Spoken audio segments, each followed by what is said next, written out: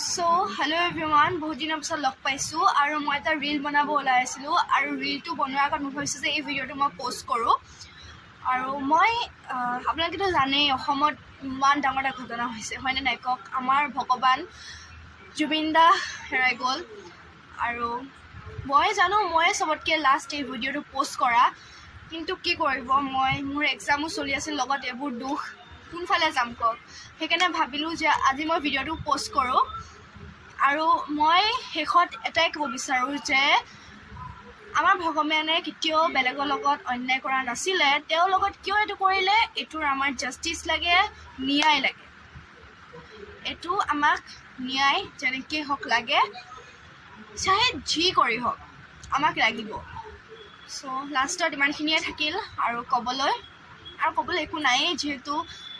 কি ক'ম আৰু দুখ সুখ বহুত ভিতৰত সোমাই আছে আৰু মই চেষ্টা কৰিম আজিৰ পৰা ভিডিঅ'জ দিবলৈ বহুত দিনেই হ'ল জুবিন দা ঢুকুৱা